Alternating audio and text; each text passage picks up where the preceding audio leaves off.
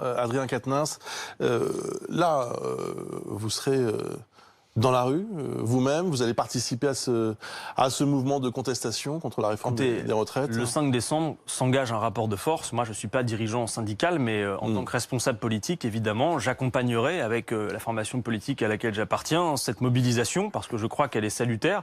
Je redis aussi, s'agissant de la réforme des retraites, que ceux qui feront la grève le 5 comme ceux qui la subiront ont un intérêt commun, puisque là, clairement, c'est le système de retraite qui est affronté de face. Moi, vous savez, je ne défends pas le statu quo en matière de retraite. Je suis pour qu'on réforme parce que j'ai bien conscience que dans quelques années, le système ne sera pas à l'équilibre. Mais pas en faisant ce que s'apprête à faire Emmanuel Macron. Et que les Français ne savent toujours pas. Combien de Français ont compris, malgré les grandes messes qu'on a vues sur les retraites, ce que s'apprêtait à faire. Vous avez conscience que le système ne sera pas à l'équilibre, donc vous êtes toujours pour le retour de la retraite à 60 ans ou... Évidemment, mais attendez. Vous pensez vraiment, sérieusement, que c'est possible ? Et si vous me laissez le faire, je vais vous le démontrer. D'abord, déjà fait. Bruno Jeudi, dire une chose. Aujourd'hui, est-ce que travailler plus longtemps fonctionne ? La réponse est non. Dans ce pays, il y a 300 000 chômeurs de plus de 60 ans qui, pour l'écrasante majorité d'entre eux, ont fait leurs années de cotisation. Vous avez un actif sur deux qui, à l'âge de partir en retraite, n'est plus en emploi. Donc déjà, l'affaire de « faut travailler plus longtemps », ça ne fonctionne pas.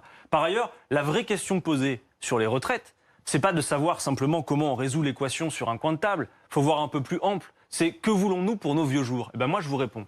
Pour nos vieux jours, je veux que l'on ne parte pas en retraite à un âge où on est cassé par le travail. Je crois que le modèle qui consiste à dire vous allez travailler au-delà de l'espérance de vie en bonne santé n'est pas un bon modèle. Et que quand vous partez en retraite, votre niveau de vie ne doit pas décrocher. Vous posez la question de comment on finance ? Je vous pose quelques hypothèses, quelques-unes.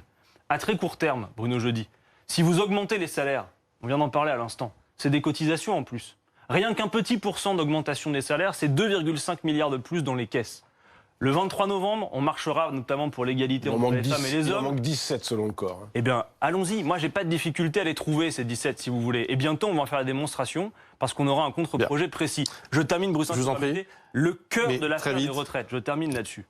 Ce qu'Emmanuel Macron a choisi de faire, et que je voudrais que les Français entendent, c'est que le système par points, en fait, n'est que l'outil au service de l'intention de ce gouvernement, qui est de plafonner à 14% la part du PIB qui représente les retraites. Alors que jusqu'à présent, à chaque fois que la population vieillissait, on a augmenté les ressources allouées aux retraites, Emmanuel Macron la décide que c'est stop, on n'en allouera pas plus. Donc mécaniquement, ce qui va se passer, c'est que soit il faudra travailler beaucoup plus longtemps, soit les pensions vont diminuer. Et les seuls qui sont satisfaits de cela, vous le savez Bruno Jeudi, puisqu'on voit les publicités pulluler partout, ce sont les assureurs et les banques qui voient d'un très bon œil cette réforme des retraites parce que vous serez encouragés à capitaliser. Ce n'est pas le modèle que je souhaite pour je vous propose le pays.